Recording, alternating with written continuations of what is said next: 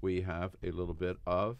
This is a Bill Press Show breaking news update. Here it is. Here it is. A scoop this morning from Axios. Jonathan Swan, our friend Jonathan Swan. Yep. President Trump has made his decision to withdraw from the Paris Climate Accord, according to two sources with direct knowledge of the decision. Details on how the withdrawal will be executed are being worked out by a small team, including EPA Administrator Scott Pruitt. They are deciding on whether to initiate a full formal withdrawal, which would take up to 3 years, or exit the underlying United Nations treaty, which would be faster but more extreme. That is from Jonathan Swan at Axios. And I'm sure that will come up at today's off-camera briefing with Sean Spicer. But, Jordan, does this surprise you?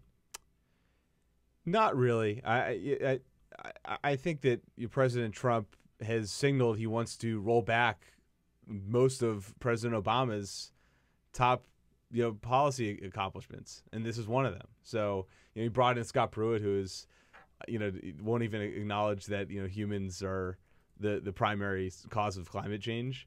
When you bring in people like that, it's no surprise that you're going to back out of something like the Paris Climate Accord. And I thought it was significant that yesterday, the only thing on the president's schedule was he was having lunch with Mike Pence, vice president, but we heard at the briefing that he had a meeting actually with Scott Pruitt yesterday in the Oval Office, Administrator of EPA, who, as you said, has been the arch enemy, if you will, of climate change, together with Jim Inhofe in the Senate.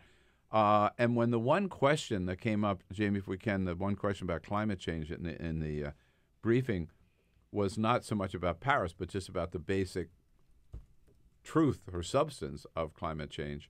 I was really surprised at Spicer's answer. Here's that exchange. Can you say whether or not the president believes that human activity is contributing to the warming of the climate? Honestly, I haven't asked him. Honestly, I haven't asked him. Well, wait a minute. During the campaign, Donald Trump said that climate change was a hoax invented by the Chinese, right? I mean, he's on record as calling it a hoax. Right. Not that he doesn't believe it. And Sean Spicer, I haven't asked him. Yeah. That was a bizarre answer. And it's bizarre that, even putting that aside, his public comments, it's bizarre that the press secretary wouldn't ask the president about one of the biggest issues on the agenda that the president decided that he was going to take up this week. I mean, you would think that the conversation would happen, but it didn't, I guess.